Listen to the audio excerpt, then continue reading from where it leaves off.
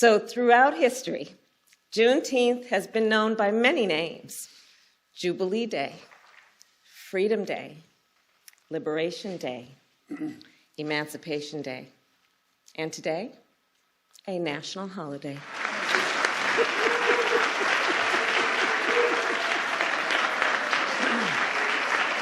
And looking out across this room, I see the advocates, the activists, the leaders who have been calling for this day for so long, including the one and only Miss Opal Lee.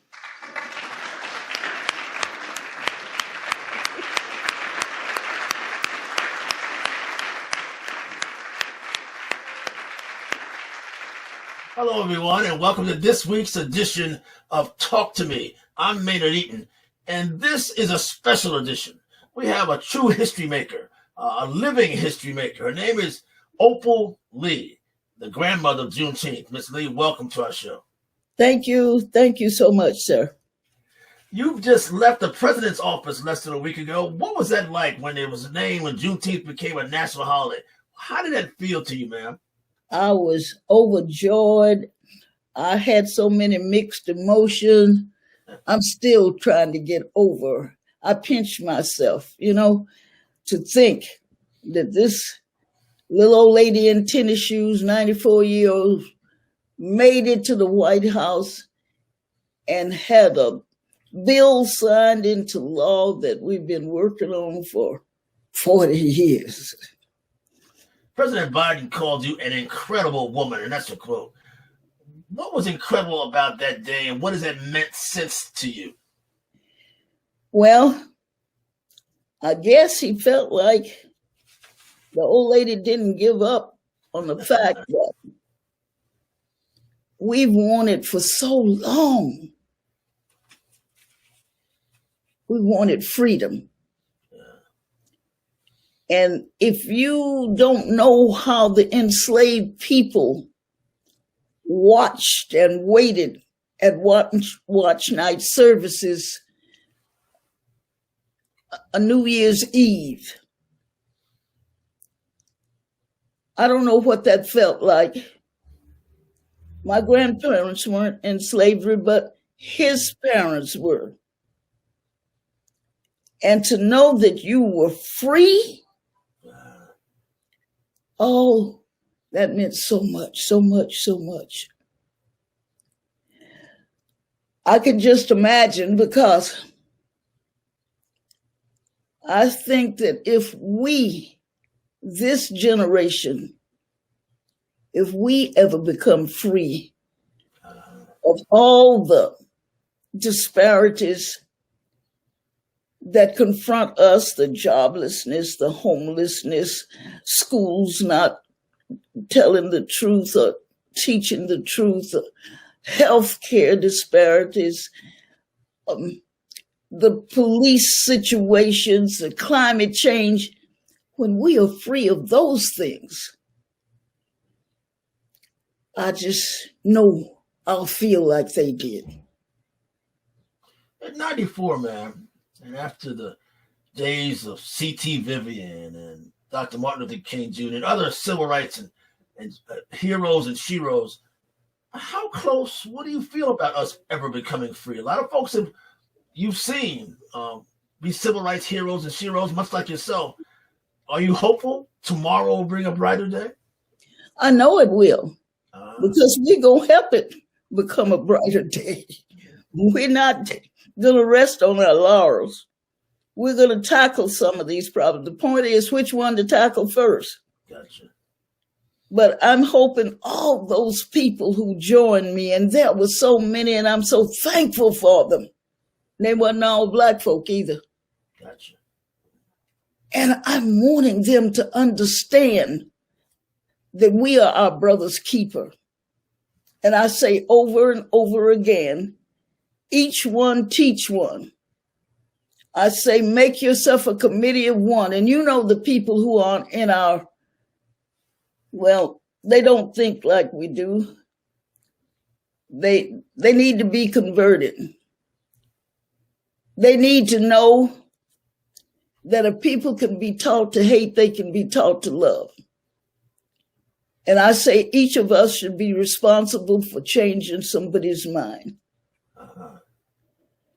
And we're going to do that one person at a time. Again, Ms. Lee, you've been often described in the media and among folks who love you as a modern-day Black leader, a human rights hero. Who do you say you are? A little old lady in tennis shoes getting in everybody else's business and having a good time doing it. Well, you're certainly making a difference. Honestly, though, do you see yourself as a civil rights legend in terms of, particularly now you've accomplished at least this one goal? No. I see myself as somebody in an army that has to keep pushing for the rights that are rightfully ours. And we don't have any guns. All we've got is sharp minds, technology, and our young people seem to know how to use it. And I, for one, am willing to follow. But we have a job to do. We have a war to win. Raging in the news this morning and the past week or so is this theory called critical race theory, teaching the true history of Black Americans in slavery in our school system. It's become a major controversy. How do you see that? Should that be done? I think that we must tell the truth. Excuse me. I've written a little book called Juneteenth for Children. Yes, sir. For the little ones, because they need to know the truth. Hate's been taught from their mother's breast, and we've got to counteract that. We've got to let our youngsters know the truth, and I don't mean just Black people. Right. Everybody has to be taught so that we can heal from that. I'm hearing that they don't want you, they might damage their sight. Right. Hell, our sight's been damaged for years. I don't know what makes you think ours is any different from theirs. So let's be able to share the truth and move on from that.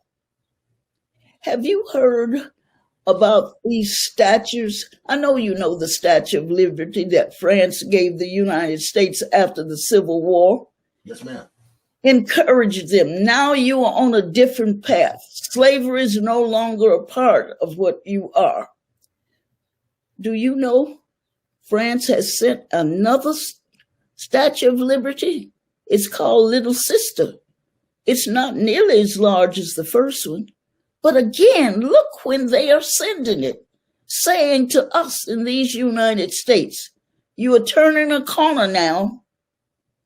All the racism and all the atrocities, you put that behind you and take your people forward and make your country the best in the whole wide world. I hope people understand that. Do you think that may happen, or is that still a wistful prayer? It's going to happen. It's going to happen. We, like I say, we don't have guns. Right. All we've got is our minds. And if we use them properly, we can accomplish anything. Just a little tenacity, and we can get it over. Well, speaking of minds, you sure have a sharp and vital and vibrant one. You've been a teacher most of your career. Do you feel like you're still teaching, still leading? That's still your avocation? I guess so. I taught third grade 8-year-olds so long I was beginning to act like them, so they gave me another position. I ended up being what they called a visiting teacher, but I was not teaching, it was social work. And if a child was hungry, I had no shoes, no clothes, no place to stay, lights off, I had to alleviate that situation and keep that child in school. Yeah, I feel like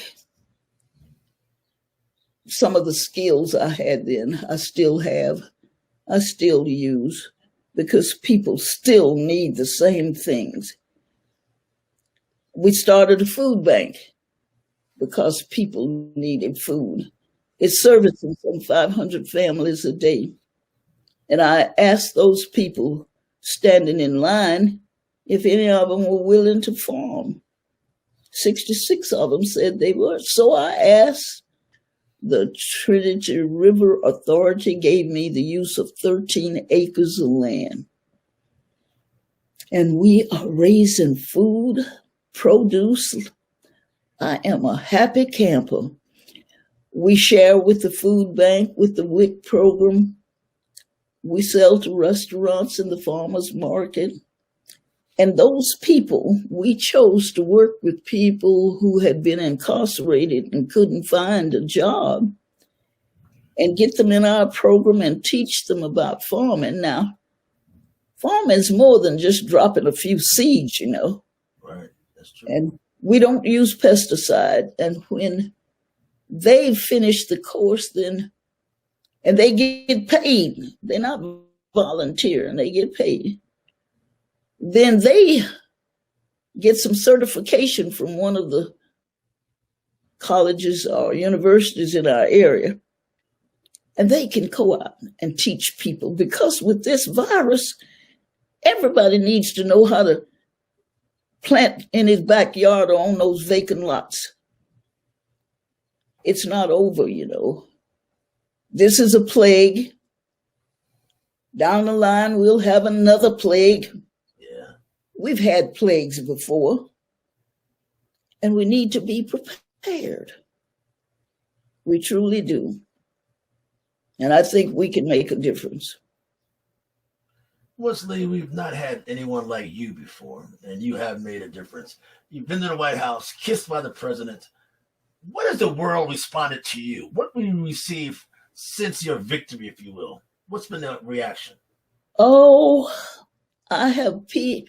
I tell you, if all these people who say that they understand what we are about, if they will actually make a difference, if they will actually not be afraid when one of us moves next door, if they won't be afraid of letting our children learn. Do you know when they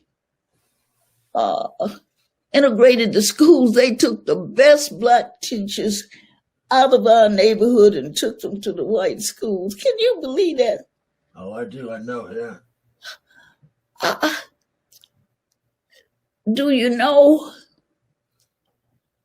that we want the same things anybody else wants? A decent place to live, a job that pays enough to live on, good health care, good schools. There's so much, and it's all that anybody would expect in a country like this, as rich as it is. We don't need to have joblessness and homelessness. We've got so much infrastructure that needs to be done and other things. There's no reason for us not to have good paying jobs. Ms. Opal Lee, personally, I've interviewed the likes of Coretta Scott King and all the civil rights leaders. I work for SCLC. But I got to tell you, I salute you, I honor you. I've never in my life interviewed someone as iconic and a difference maker as you. I salute you, I applaud you, and I thank you for who you are and what you do. What you've done. Thank you, sir. Just come join us. We're going to need your skills. Ladies and gentlemen, this has been Talk to Me, the iconic history maker herself, Miss Opal Lee. Thank you so much, man. Thank you.